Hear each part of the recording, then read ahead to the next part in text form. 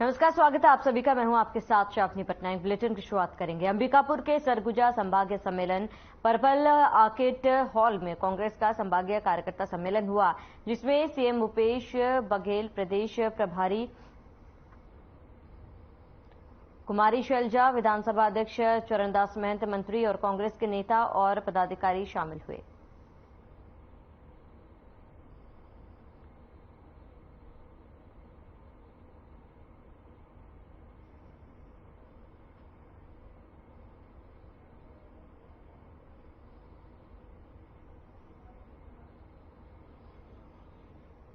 क्यों आज युवाओं को देखिए, आज युवाओं को जोड़ रहे हैं खेल महोत्सव से। आज ग्रामीण स्तर से लेकर प्रदेश से राष्ट्रीय स्तर पे जो मिल रहा है।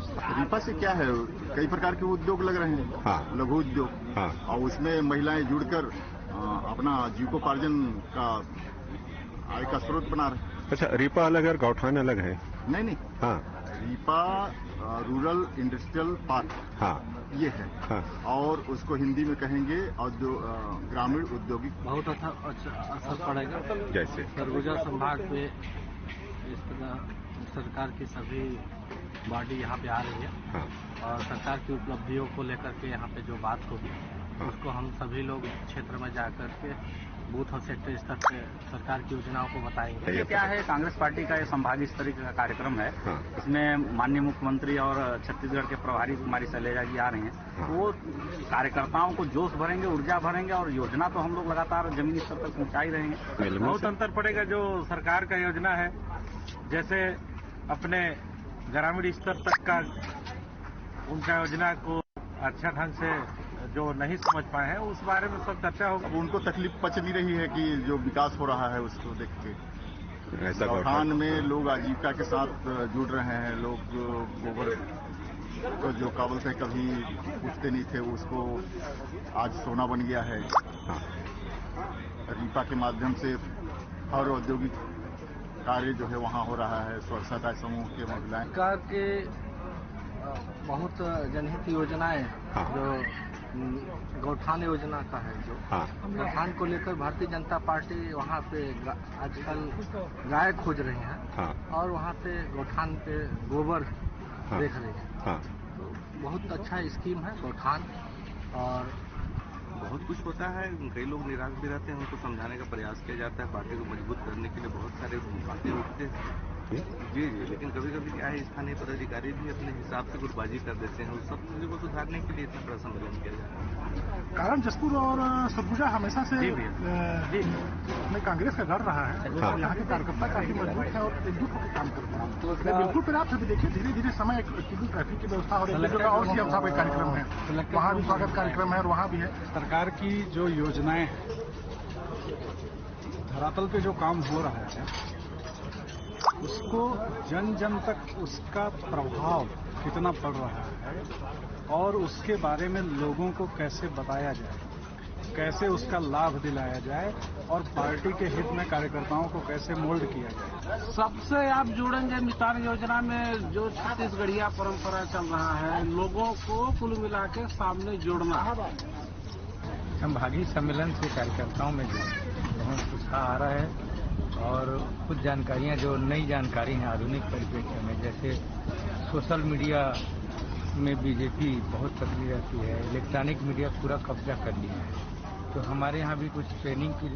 तो जिला पंचायत सदस्य होने के नाते मुझे लगता है मुझे काफी योजना की जानकारी है।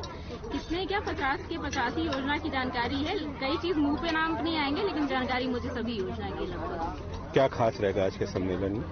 आज रणनीति तैयारी है मुझे लगता है, जहाँ तक, क्योंकि बताकर तो नहीं बुलाया गया है, लेकिन इतना विश्वास है कि किस तरह से कांग्रेस पार्टी को और मजबूत। बीजेपी कुछ थोड़ा काम करके ज्यादा करती थी, हम लोगों में थोड़ा सी कमी है। प्रचार प्रसार हम जो काम करते हैं उसका भी प्रचार प्रसार नहीं कर सकते। प्राथमिकता क्या होनी चाहिए? प्राथमिकता है जनता का जो है सुख सुविधाएं, बुनियादी सुविधाएं हैं, वो कर भी रही सरकार जो है। किसानों का जो है देखिए, अभी उचित मूल्य मिल रहा है। अभी 2640 रुपये में इस साल धान खरीदी गई। मंत्री युवाओं का जोड़ने का क्या जो योजना है, क्या यही जो परंपरा पहले का जो खेल था हमारा, जो विलुप्त होते जा रहा था, आ रहे हैं प्राइवेट स्कूल में भी पढ़ा रहे थे लोग। अब जो है प्राइवेट स्कूल की जो है फीस को देखते हुए हमारी सरकार ने जो है लोगों को सुविधा देने के लिए आत्मानंद इंग्लिश मीडियम स्कूल खोला ताकि आम जनता के भी बच्चे इंग्लिश मीडियम में पढ़ते हैं। जो पहचान हमारा छत्तीसगढ़ का है, हेलो, और भाजपा वाले हमेशा इसको मुद्दा बना करके राम राम जपना पराया माल अपना जो कहते हैं, उसको एक पहचान छत्तीसगढ़ के जो धरोहर, जो हमारे देश का धरोहर, जो श्री रामचंद्र जी का है, बिल्कुल भी नाराज नहीं है। वो जो है बीजेपी वालों का एक पॉलिसी है, ऐसा जो है अफवाह फैलाया जाएगा। जनता में कोई नाराजगी नहीं है।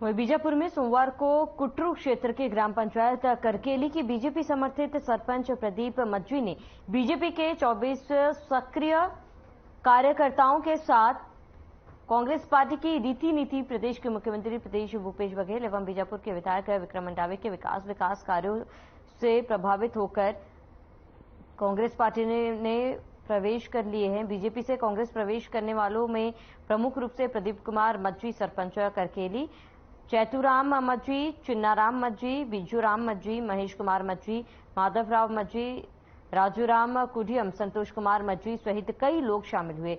नवप्रवेशित कार्यकर्ताओं को बीजापुर के विधायक विक्रम मंडावी, जिला कांग्रेस कमेटी बीजापुर के जिला अध्यक्ष लालू राठौर, जिला पंचायत अध्यक्ष शंकर कुडियाम, जिला पंचायत सदस्य नीना रावतिया उदय और जिला पंचायत सदस्य सुमारू राम कश्यप ने पुष्पहार और कांग्रेस पार्टी का गमछा पहनाकर पार्टी में स्वागत करते हुए कांग्रेस पार्टी में प्रवेश कराया।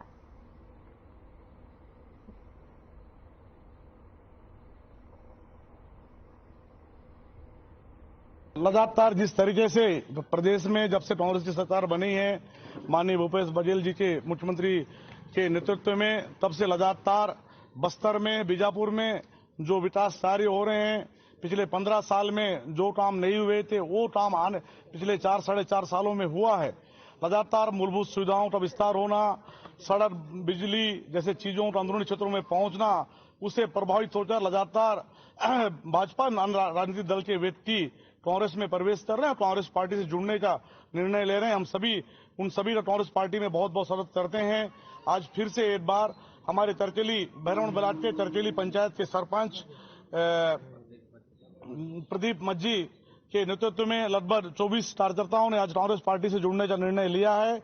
उन सभी का हम बहुत स्वागत करते हैं। आने वाला समय और भी बहुत से कार्यकर्ता, बहुत से नेता भाजपा से और अन्य राजनीतिक दल से कांग्रेस में जुड़ने के लिए हमारे पास आ रहे हैं। जैसे जैसे समय आते जाएगा उन सभी को जोड़कर आने वाला समय फिर से एक बार पूर्ण बहुमत के साथ प्रदेश में कांग्रेस की सरकार, आदरणीय भूपेश बघेल जी सरकार बनाने का निर्णय हम सब ने लिया। प्रदेश के वन एवं परिवहन मंत्री मोहम्मद अकबर ने कहा है कि भाजपा के प्रदेश अध्यक्ष अरुण साव को धान खरीदी के पूरे सिस्टम के बारे में कुछ भी जानकारी नहीं है और इसीलिए वे बार बार बयान देते हुए धान की खरीदी केंद्र सरकार द्वारा की जाती है।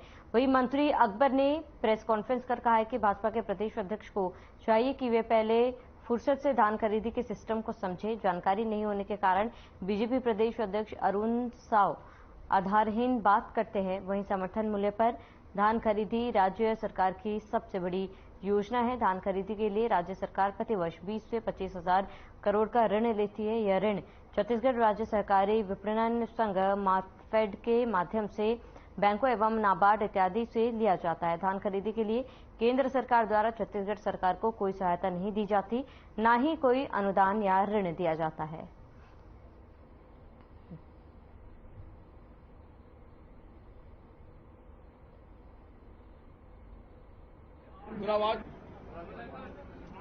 से जो ब्याज की राशि दी जाती है 7.4% और बिना गारंटी के तो 7.75%, तो कहीं 7.80%। ये ब्याज का राशि भी हम ही देते हैं। केवल सेंट्रल पूल में हमारा चावल जमा होता है और जो खरीदी होती है वो सेंट्रल पूल में जब चावल जमा होगा तो उसका पैसा हमको मिलता है। धान खरीदी के नाम पर कोई सहायता, कोई अनुदान, किसी प्रकार की कोई राशि केंद्र सरकार की तरफ से प्राप्त नहीं होती। हम खुद खरीदते हैं, इसलिए हम ये भी कह सकते हैं कि हम कब कितना खरीदेंगे। केंद्र सरकार की बात करने वाले लोग ये नहीं कह सकते कि हम कितना खरीदेंगे, क्या करेंगे। तो ये स्पष्ट करने के लिए आज का ये प्रेस कॉन्फ्रेंस। किसी का कोई प्रश्न हो? बैंक ऑफ बड़ौदा से 2000 करोड़, नाबार्ड से 500 करोड़, शासकीय गारंटी और बिना guarantee 3500 crore, Punjab National Bank शासकीय guarantee 610 crore, Punjab National Bank शासकीय गारंटी के बिना 500 करोड़, इंडियन बैंक शासकीय गारंटी के बिना 1599 करोड़ और बैंक ऑफ इंडिया शासकीय गारंटी के साथ 2000 करोड़ और एनसीडीसी शासकीय गारंटी के बिना 8500 करोड़। इस साल जो अभी धान खरीदी 22-23 में हुआ है, उसमें 19,209 करोड़ रुपया राज्य सरकार ने कर्ज में लिया है मार्फेड के जरिए। और उसके बाद फिर पहले 1333 सेवा सहकारी समिति थी जिनके जरिए धान खरीदी का काम होता था। वर्तमान में वो उन समितियों की संख्या 2058 और 2058 जो समिति है इसके जरिए धान खरीदी का काम होता है। एक साल का उदाहरण दे देता हूं। 2022-23 केंद्र से जो नवीन धान खरीदी केंद्र के लिए जो ऋण लिया गया, बैंक ऑफ बड़ौदा 2000 करोड़ 7.40% ब्याज, नाबार्ड शासकीय गारंटी के द्वारा 500 करोड़ 7.75% ब्याज, शासकीय guarantee NABARD 3500 crore 7.80%, Punjab National bank 610 crore 7.39%, Punjab National bank 500 crore 7.49%, Indian Bank शासकीय गारंटी के बिना 1599 करोड़ 7.50%, बैंक ऑफ इंडिया शासकीय गारंटी के साथ। आपने पहले भी बताया, मैं इसी में आपसे जानना चाह रहा हूँ कि आपने कोई कितना दिया, केंद्र आपने कितना दिया और केंद्र ने कितना दिया। ये पूरा हमारा है भाई, केंद्र का नहीं है, ये पूरा हमारा है, हमारी गारंटी है। तो आपको भी तो राशि मिलती है ना चावल के कुछ नहीं, चावल का राशि बाद में मिलेगा, ये तो धान खरीदी है हमारा। सर मैं वही कह रहा हूँ कि धान खरीदी आप कर रहे हैं, पैसा आप दे रहे हैं, धान खरीदी के लिए 1 रुपया भी नहीं मिलता। केंद्रों की संख्या भी समिति के आधार पर उसका निर्धारण होता है और 1333 से 2058 जो सेवा सहकारी समिति बनी है इसके जरिए धान खरीदी का काम होता है। धान खरीदी होती है, धान खरीदी का जो भुगतान होता है वो सेवा सहकारी समिति के द्वारा चेक से भुगतान किया जाता है। भारत सरकार की कोई संस्था आके यहाँ चेक नहीं देती, वो राज्य सरकार की संस्था है। ये इसको बताना इसलिए जरूरी है कि भारतीय जनता पार्टी के बहुत से जो हमारे वरिष्ठ नेता हैं, विशेष करके उनके प्रदेश भारतीय जनता पार्टी के अध्यक्ष अरुण साव जी, केंद्र सरकार खरीदती है, तो चेक कौन देता है? चेक राज्य सरकार की मार्फेड और मार्फेड से सेवा सहकारी समिति जिसकी संख्या 2058, जब धान बेचने किसान आएगा तो वो चेक जो उसको 3 से 4 दिनों के भीतर उसको भुगतान जो किया जाता है वो राज्य सरकार जितनी सेवा सहकारी समिति सहकारिता विभाग के अंतर्गत वो लोग भुगतान करते हैं। भारत सरकार की कोई संस्था भुगतान नहीं करती। धान खरीदी होगी और धान खरीदी के बाद उसका तौल होगा, तौल के बाद उसका परिवहन होगा, परिवहन के बाद उसका कस्टम मिलिंग होगा और कस्टम मिलिंग के बाद जो चावल जमा होता है सेंट्रल पूल में, वो चावल का पैसा वहां से दिया जाता है। धान खरीदी के लिए किसी प्रकार की कोई राशि अब उसमें प्राप्त नहीं होती। 2018 विधानसभा चुनाव के समय जिस प्रकार से 2500 रुपये प्रति क्विंटल धान खरीदी के बारे में कांग्रेस पार्टी की तरफ से कहा गया था, तो 2019 में जब धान खरीदी हुई तो 2500 के हिसाब से सीधे चेक दिया गया। अब 2020 में भारत सरकार की तरफ से चिट्ठी आई कि यदि समर्थन मूल्य से अधिक में भुगतान होगा तो सेंट्रल पूल में जो चावल जमा लिया जाता है वो हम छत्तीसगढ़ सरकार का चावल जमा नहीं लेंगे। तब मंत्रिमंडल ने ये तय किया, माननीय भूपेश बघेल जी की अध्यक्षता में मीटिंग हुई कि कांग्रेस ने तो 2500 का वायदा किया है, यदि मान लो हम रोक देंगे तो कांग्रेस के लिए ये अच्छी बात नहीं होगी। तो फिर राजीव गांधी किसान न्याय योजना नाम से एक योजना संचालित की गई और राजीव गांधी किसान न्याय योजना में 9000 रुपया प्रति एकड़ के हिसाब से उनको प्रत्येक खाते में सीधे ट्रांसफर करने के नियम बनाया गया। ये जो 9000 रुपये प्रति एकड़ है जो समर्थन मूल्य है और 9000 रुपये प्रति एकड़ जब दिया जाएगा, जब दोनों को टोटल करेंगे तो वो हो जाएगा 2500 रुपये प्रति क्विंटल। तो अंतर की राशि को पूर्ति करने के लिए यानी खरीदते समय समर्थन मूल्य और अंतर की राशि मिलाकर 2500 रुपया होना चाहिए। तो राजीव गांधी किसान न्याय योजना, जिसका हम 9,000 रुपये प्रति एकड़ 4 किस्तों में देते हैं। वृक्ष संपदा योजना 5 एकड़ तक का वृक्षारोपण जो करेगा 100% उसको सब्सिडी मिलेगा। 5 एकड़ ऊपर में 50%, ये उसको सब्सिडी मिलना है। बहुत अच्छा इसका रिस्पांस है और आने वाले समय में इसका बहुत लाभ आपको दिखेगा। जलवायु 5 एकड़ तक 100%, मानसून का बता दो 100%, 5 एकड़ तक 100% जो लगेगा। धान खरीदी के लिए कोई पैसा नहीं मिलता। चावल के लिए चावल के लिए कितना मिला है? मैं तो क्लियर बोल रहा हूँ कि जो सेंट्रल पूल में जब हम धान खरीदेंगे, बारदाना उपलब्ध कराएंगे, वही मैं आंकड़ा चाह रहा हूं। मैं वही बता रहा हूँ ना। तो जब हम धान खरीदी करेंगे, कस्टम मिलिंग करेंगे, उसके बाद सेंट्रल पूल में जमा करेंगे। तो जब सेंट्रल पूल में जमा करेंगे तो चावल का पैसा मिलेगा। मैं बोल रहा हूँ धान खरीदी के लिए 1 रुपया नहीं मिलता।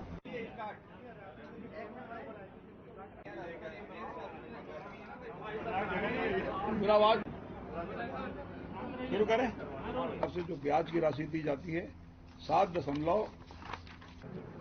बैंक ऑफ बड़ौदा से 2000 करोड़।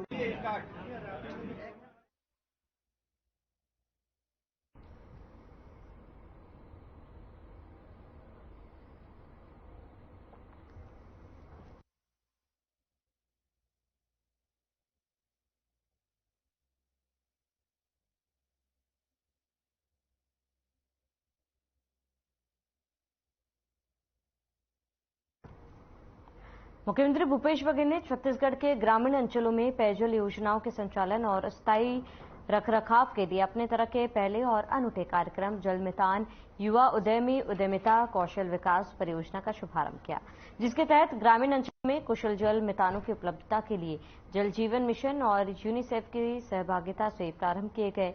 इस कार्यक्रम के तहत ग्रामीण युवाओं को जल गुणवत्ता परीक्षण सर्विसेज, नल pipe fitting, repairing, RO fitting, repairing, electrical fitting repairing, solar panel fitting repairing, pump operator service का 21 दिन का आवासीय प्रशिक्षण दिया जा रहा है। बता दें कि इस कार्यक्रम के तहत प्रदेश में 58,000 ग्रामीण युवाओं को कौशल विकास प्रशिक्षण देने का लक्ष्य है।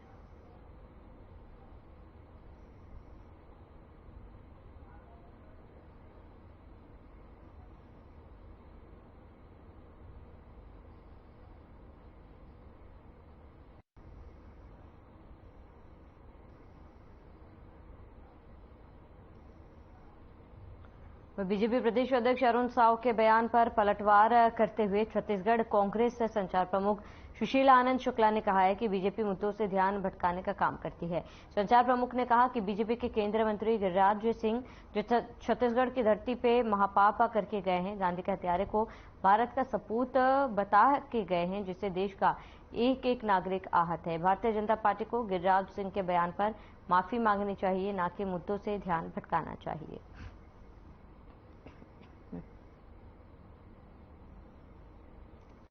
नए मतदाता जुड़े हैं और हमारी सरकार। देखिए, कांग्रेस में तो बिल्कुल भी गुटबाजी नहीं है। सारे नेता एकजुट होकर 2018 में भी भारतीय जनता पार्टी को पटकनी दिए थे, 2023 में भी पटकनी देंगे। अरुण साव बेचारे बने हुए हैं। अरुण साव की स्थिति इस समय भारतीय जनता पार्टी में बहुत ही निरीह अध्यक्ष की हो चुकी है। अरुण साव को कोई मानने को तैयार नहीं है। यहां तक कि इनके केंद्रीय नेतृत्व को पत्र जारी करना पड़ा कि किसी भी कार्यक्रम में प्रदेश अध्यक्ष को ही आगे रखा जाए। मतलब यहाँ के कार्यकर्ता बाकी नेताओं को आगे रख रहे थे, रमन सिंह को, ब्रिजमोहन को, अजय चंद्राकर को, शिवरतन को, तमाम लोगों को आगे रख रहे थे, लेकिन अरुण साव को आगे नहीं रख रहे थे। आज स्थिति है कि भारतीय जनता पार्टी अपने अध्यक्ष को, अपने नेता प्रतिपक्ष को, जो स्वाभाविक दावेदार होता है किसी भी दल का, स्वाभाविक चेहरा होता है, लेकिन भारतीय जनता पार्टी अरुण साव को चेहरा भी मानने से इनकार कर रही है। तो ऐसी स्थिति में अरुण साव को आत्मोलोकन करना चाहिए। तो कहाँ खड़े हैं, एकदम बेचारगीपूर्ण उनका। वहीं मोदी सरकार के 9 साल पूरे होने पर बीजेपी महाजनसंपर्क अभियान चला रही है। अभियान के अंतर्गत टिफिन बैठक कर सभी का विचार जानने का प्रयास किया है। टिफिन बैठक से अच्छा परिणाम सामने आता है। वहीं प्रदेश अध्यक्ष अरुण साव ने मुख्यमंत्री भूपेश बघेल द्वारा बिलासपुर एयरपोर्ट से उड़ान सेवा बहाली के बयान पर अरुण साव को धरने पर बैठने की बात कहे थे, जिस पर पलटवार करते हुए बीजेपी अध्यक्ष अरुण साव ने कहा है कि मैं अपनी बात बहुत मजबूती के साथ रखता हूं। बिलासपुर एयरपोर्ट राज्य सरकार के एयरपोर्ट है। राज्य सरकार की उपेक्षा के कारण हवाई सेवा का विस्तार नहीं हो पा रहा। जनसंपर्क महाअभियान के अंतर्गत टिफिन बैठक भी तय हुई है। वरिष्ठ कार्यकर्ताओं के साथ बैठक, व्यापारियों से संवाद, लाभार्थी से मिलने का काम, ये सारे कार्यक्रम उसी अभियान के अंतर्गत है। और एक टिफिन बैठक भी उसी अभियान का हिस्सा है, ताकि कार्यकर्ताओं से आपस में बैठकर एक साथ भोजन और एक साथ विभिन्न। देखिए, कांग्रेस का कार्यकर्ता भी आज नाराज है, आक्रोशित है। जिस प्रकार से कांग्रेस के कार्यकर्ता जनता का सामना नहीं कर पा रहे हैं, जनता को जवाब नहीं दे पा रहे हैं, क्योंकि पूरे प्रदेश में विकास के काम ठप है, भ्रष्टाचार ही हो रहा है। तो कांग्रेस के कार्यकर्ता भी सरकार से नाराज हैं और इसलिए मुझे लगता है कि इन सम्मेलनों का कोई लाभ कांग्रेस को नहीं मिलना है। देखिए, आज अलग अलग मुद्दे उठाकर भूपेश बघेल राज्य की जनता से अपनी विफलता छुपाने का प्रयास कर रहे हैं। आज छत्तीसगढ़ में जिस प्रकार से घोटाले दर घोटाले हुए हैं, जिस प्रकार से पीएससी का घोटाला हुआ है, नौजवानों के भविष्य के साथ खेलने का काम हुआ है, आज जिस प्रकार से पूरे प्रदेश में विकास के काम ठप हैं, जिस प्रकार से सारी योजनाएं भ्रष्टाचार के भेंट चढ़ रही है, चाहे वो जल जीवन मिशन का मामला हो, और उससे ध्यान भटकाने के लिए भूपेश बघेल जी इस प्रकार के मुद्दे लेकर आते हैं। देखिए, भगवान राम का मुद्दा ये हमारे लिए कभी चुनावी मुद्दा रहा नहीं। ये हमारे श्रद्धा, ये हमारे आस्था का विषय रहा है। और चुनाव के मुद्दे अलग होते हैं। आज छत्तीसगढ़ में जहां तक मुद्दों का प्रश्न है, इतने मुद्दे हैं, क्योंकि छत्तीसगढ़ में 4.5 साल में राज्य की कांग्रेस सरकार ने कुछ भी नहीं किया है। एक भी उपलब्धि इस सरकार की नहीं है। हर वर्ग को ठगने का काम, धोखा देने का काम किया है, छत्तीसगढ़ को शर्मसार करने का काम किया है, घोटाले दर घोटाले किया है। तो मुद्दों की कमी नहीं है, आम जन परेशान है। हर राजनीतिक दल को अपने अभियान, अपने कार्यक्रम करने का अधिकार है, और हमने अपने कार्यकर्ताओं के साथ सामूहिक रूप से एक साथ बैठकर भोजन करना और आपस में चर्चा करना, ये हमारे कार्यक्रम का हिस्सा है। और निश्चित रूप से जब एक साथ भोजन करते हैं तो आपस में जो बातचीत होती है और उसका बड़ा महत्व होता है। इसी उद्देश्य से ये कार्यक्रम है। कांग्रेस के पेट में दर्द होना स्वाभाविक है, क्योंकि आज छत्तीसगढ़ की जनता जिस प्रकार से कांग्रेस से नाराज है, कांग्रेस से दूर जा चुकी है, कांग्रेस सरकार के लिए आक्रोश है, तो उनके पेट में दर्द होना स्वाभाविक है। मुझे जहां बात रखना है मैं बहुत मजबूती से रख रहा हूं। सवाल इस बात का है कि बिलासपुर का एयरपोर्ट राज्य सरकार का एयरपोर्ट है। राज्य सरकार उस एयरपोर्ट को उपेक्षित करके रखी है। बिलासपुर के क्षेत्र के लोगों के साथ उपेक्षा कर रही है राज्य की कांग्रेस सरकार। एयरपोर्ट में जो सुविधाएं होनी चाहिए वो सुविधाएं उपलब्ध नहीं करा पा रही है। एयरलाइंस कंपनियों को जो रियायत देनी चाहिए वो नहीं दे रही है। इसलिए अभी भी जो हवाई सेवा चल रही है वो भारत सरकार की कंपनी अलायंस एयर चला रही है। राज्य सरकार की उपेक्षा के कारण बिलासपुर की हवाई सेवा का विस्तार नहीं हो पा रहा है, और इसका कोई दोषी है तो राज्य की भूपेश बघेल की सरकार है।